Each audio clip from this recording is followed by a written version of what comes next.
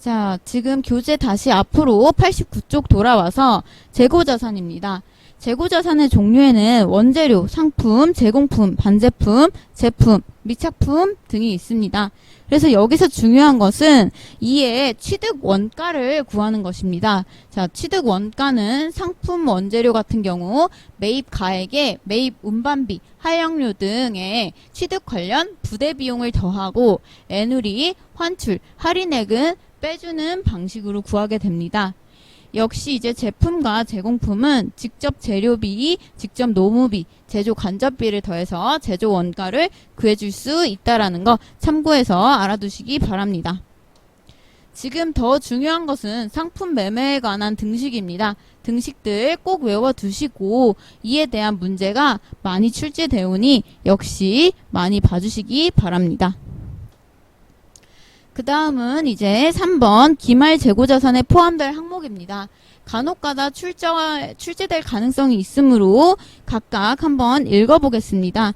자, 운송 중인 상품, 미착품의 경우 선적지 인도 조건 기준에 따라서 구매자 재고자산에 포함이 되고 도착지 인도 기준이라면 판매자의 재고자산에 포함이 될 것입니다. 적송품, 시송품, 할부, 판매 상품 등도 한번 확인해 보시기 바랍니다.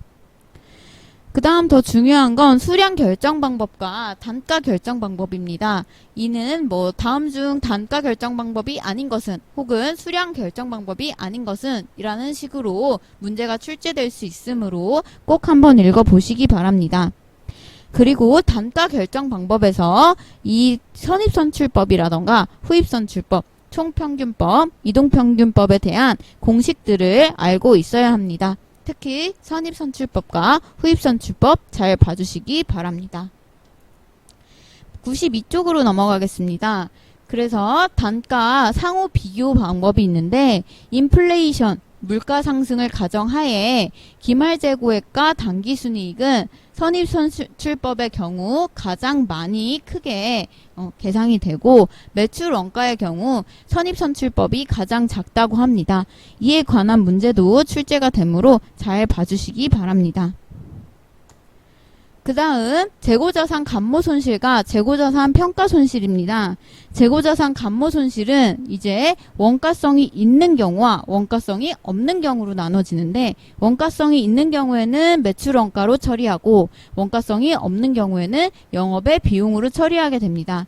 그래서 그 감모손실을 구하는 공식이 장부수량에서 실제 수량을 제외하여 단위당 원가를 곱하는 것입니다.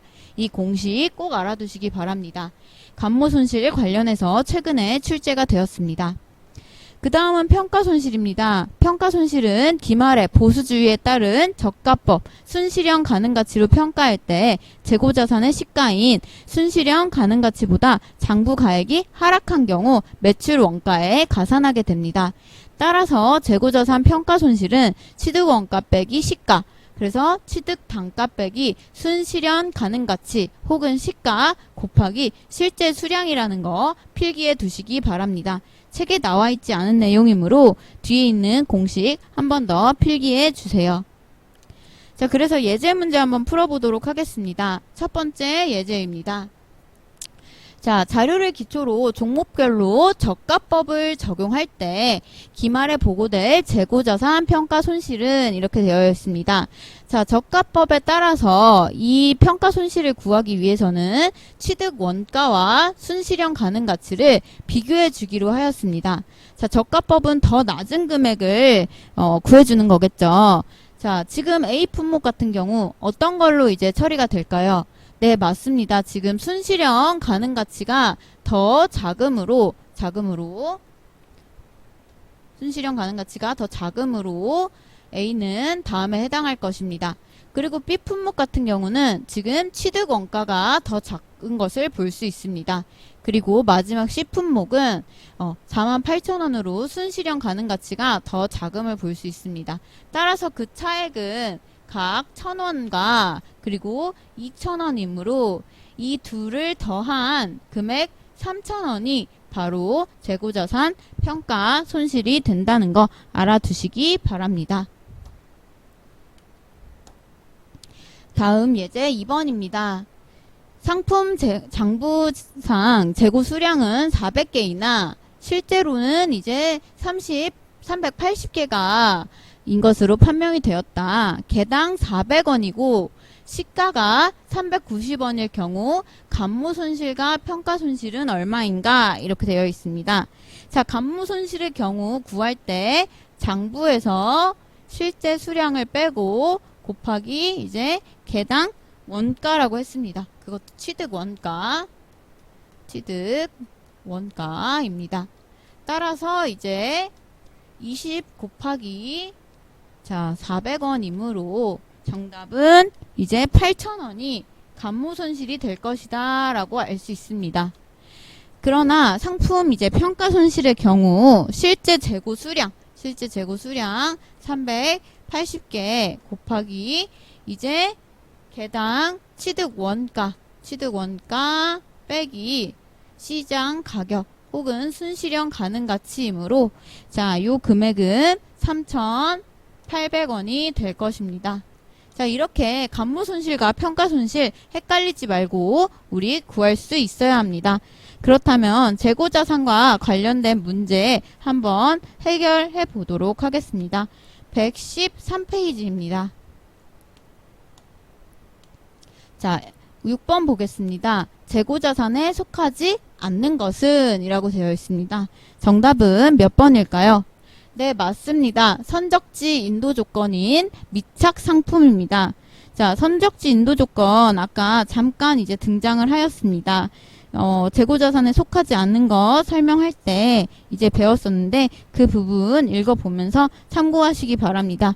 선적지 인도 조건의 경우에는 구매자의 재고자산에 포함이 되고 도착지의 경우에 이제 판매자한테 포함이 된다라고 되어 있습니다.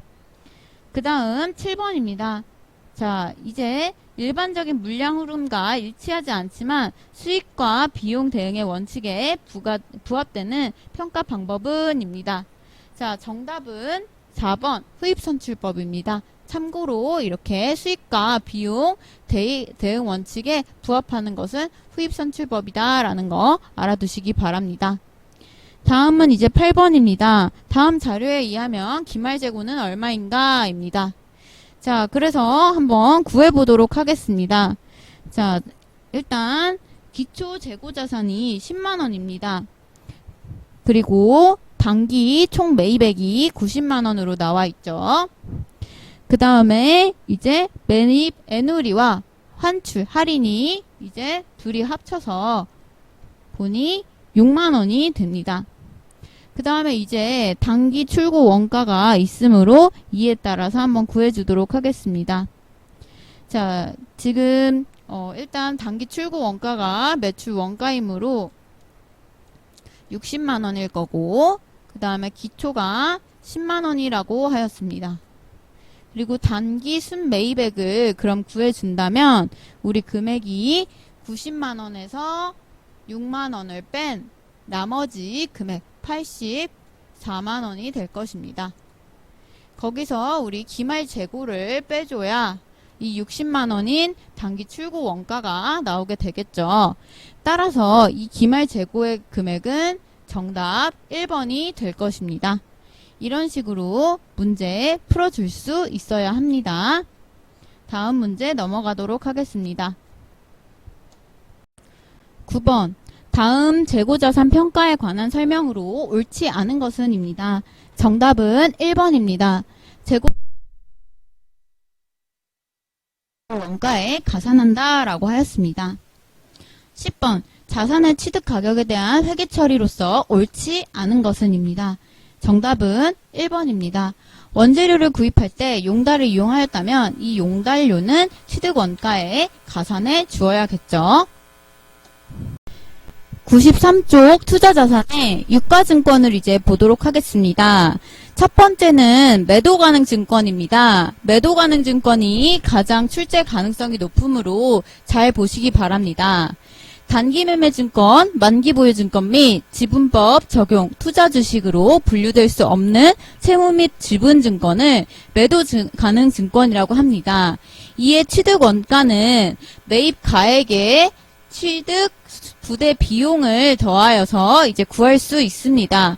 단기 매매 증권 같은 경우는 취득 부대 비용인 수수료 비용을 따로 이제 영업의 비용으로 처리를 하기로 하였지만, 매도 가능 증권이나 만기 보유 증권의 같은 경우, 자, 취득 원가에 포함해서 이제 계산하게 된다라는 게 핵심 내용입니다. 요것만 꼭 기억하시고 넘어가도록 하겠습니다.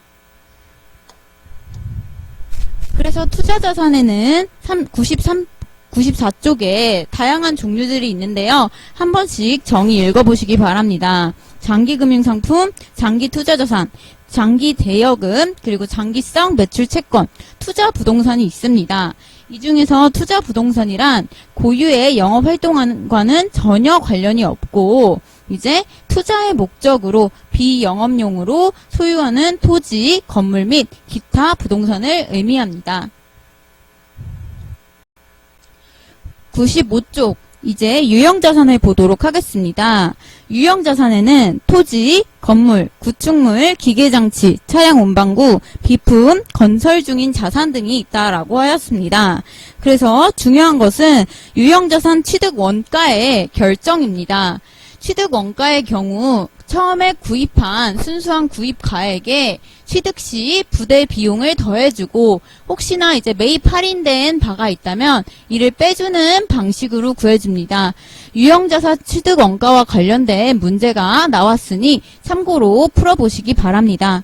그래서 두 번째, 유형자산 취득 원가에 유형별 회계 처리가 나와 있습니다. 출제 가능성이 있으므로 이도 한번 읽어보도록 하겠습니다. 자, 건물이 있는 토지를 매입한 경우입니다. 자, 일괄 취득이라고도 하는데요. 자, 기존 건물을 이제 같이 사용을 한다면 이제 시장 가치로 안분하게 되고, 안분이라는 것은 나누어서 비율대로 나눠서 해준다라는 것이고, 기존 건물을 철거하고 토지만 사용한 경우 이제 토지로만 회계 처리를 하게 된다는 거 구분해서 기억해 주시기 바랍니다. 96쪽입니다. 그래서 사용 중인 건물을 철거하는 경우가 있습니다. 이때 건물의 장부 금액은 제거해주고, 철거 비용 같은 경우는 전액 단기 비용으로 처리하게 됩니다. 또한 현물 출자, 주식 교부가 있는데, 이때는 공정가치로, 취득한 자산의 공정가치로 이제 금액을 설정하게 된다라는 것입니다. 다음은 증여 무상 취득 시입니다. 이때 역시 취득한 자산의 공정가치, 공정가액으로 해준다라는 거 아시기 바랍니다. 그 다음은 국공채 구입입니다. 국공채 구입은 불가피하게 매입하는 경우 매입 가액과 현재 가치 차액을 취득 원가에다가 포함하여야 한다. 참고로 알아두시기 바랍니다. 다음은 이제 교환취득시입니다. 교환취득시는 자, 별표해 주시기 바랍니다. 혹시 이제 출제 가능성이 있기 때문에 별표합니다. 자, 교환취득시는 이종자산과 동종자산이 있는데, 이종자산은 전혀 성격이 다른 자산입니다. 이때는 제공한 자산의 공정, 가치, 실제 시장 가치로 해준다. 반면에 동종자산의 경우에는 제공한 자산의 장부 금액으로 해준다. 왜냐면 비슷한 성격을 가지고 있으니까. 그래서 이공동장 이렇게 외워주시면 좀 편할 것 같습니다. 그 다음 건설 자금 이자와 정부 보조금 같은 경우는 좀 난이도가 있고 나올 확률이 좀 희박하기 때문에 참고로 읽어보시기만 바랍니다. 그래서 문제 한번 풀어보도록 하겠습니다. 유형자산의 취득 원가를 계산하시오입니다. 자, 건물의 취득 원가가 있고, 그 다음에 기계장치의 취득 원가가 있고, 취득 후에 재산세가 있다라고 했습니다.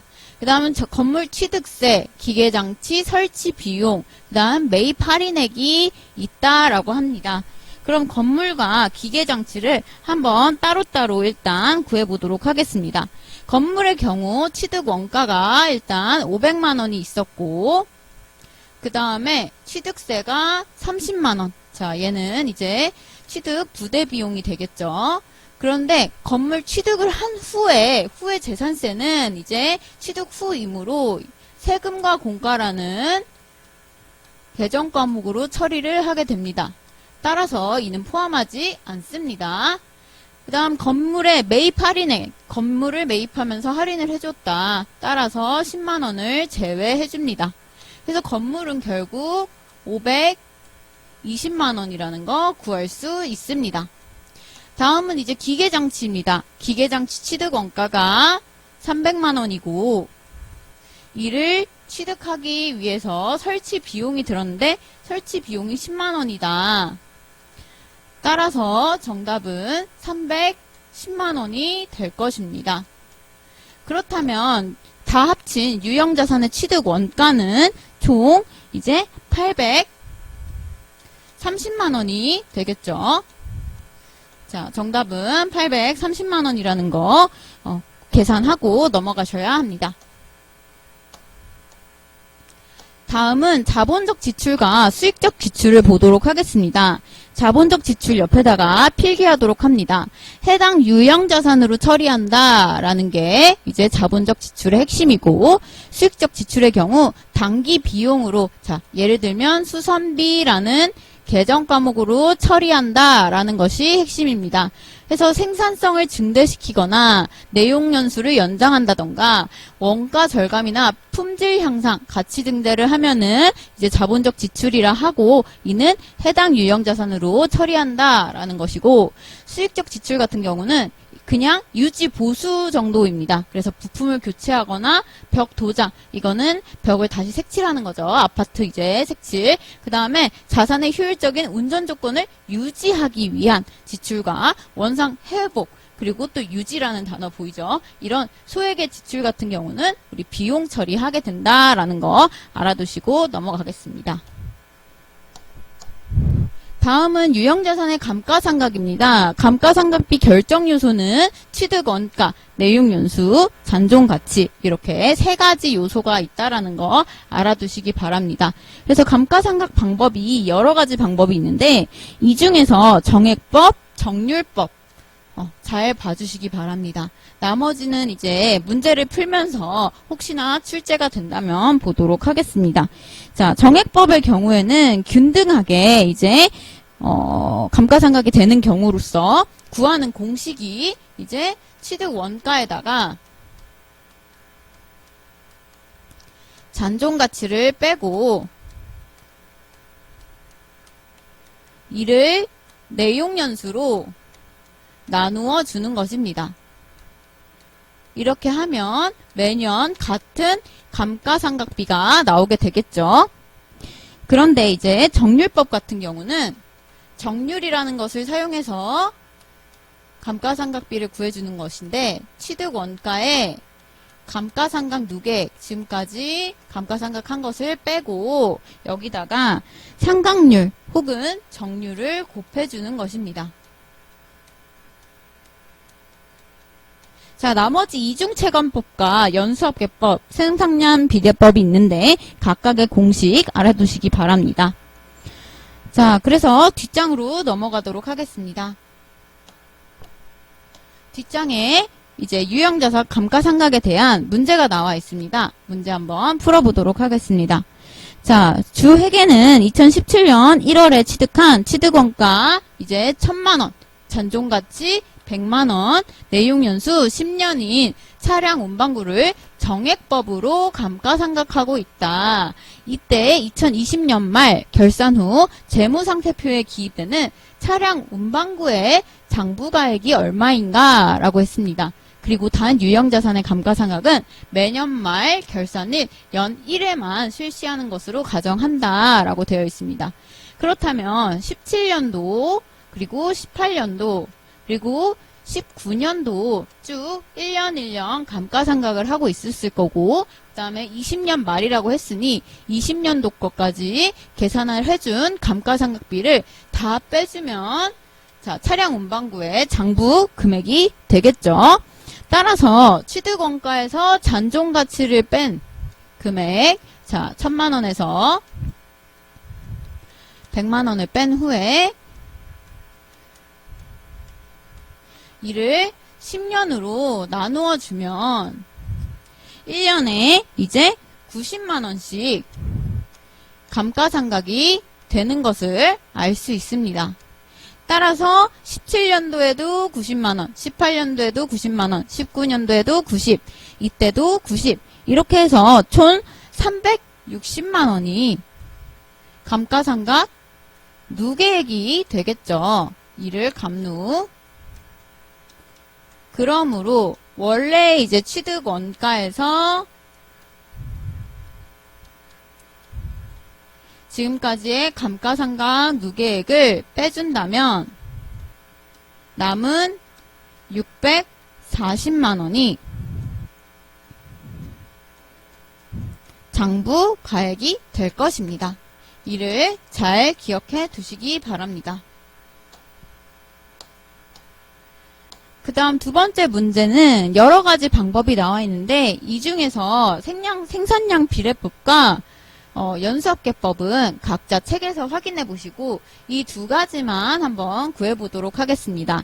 주세무는 2018년 1월 1일 날 기계장치를 200만원에 취득을 하였고 내용연수는 5년, 잔존가액은 10만원, 그 다음에 정률은 40%이며 쭉 해가지고 했을 때 이제 2020년에 감가상각비를 구하시오 라고 했습니다. 자, 그렇다면은 이제 18년도부터 19년도, 20년도 이렇게 3년간 감가상각이 쭉 되었을 텐데 정액법으로 구했을 때는 매년 감가상각비가 같으므로 자, 200만원에서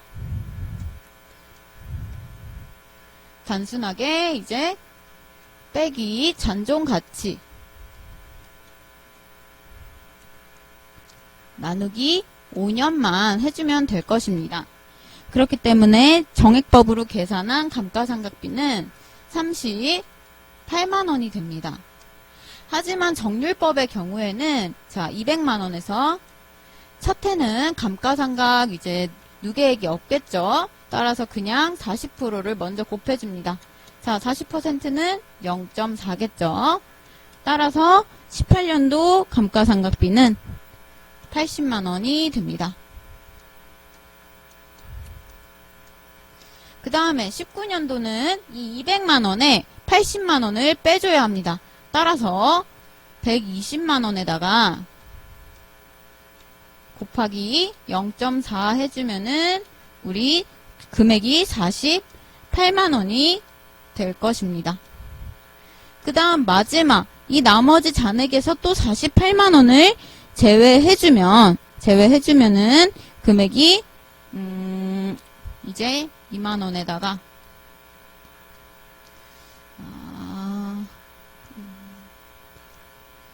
72만원이 되겠죠. 여기다가 곱하기 0.4를 해줍니다. 그러면은 28만 8천원이 결국에는 2020년도 말에 감가상각비다. 각각 한번 구해보았습니다. 따라서 이제 생산량 비례법과 연수합계법도 해당 방식에 의해서 구해보시기 바랍니다. 그 다음은 이제 유형자산 처분입니다. 유형자산은 처분할 때 이제 장부가액의 경우 취득 원가에서 감가상각 누계액을 제외해준다라고 하였습니다. 이때 처분 가액이 장부가액보다 크다면 유형자산 처분 이익이 생길 것이고 장부가액이 더 크다라고 하면 처분 손실이 생각하는 거 알고 넘어가시기 바랍니다. 관련 문제가 나온다면 그때 가서 다시 한번 풀어보도록 하겠습니다. 따라서 이제 유형자산과 관련된 문제를 좀 풀어보겠습니다. 교재는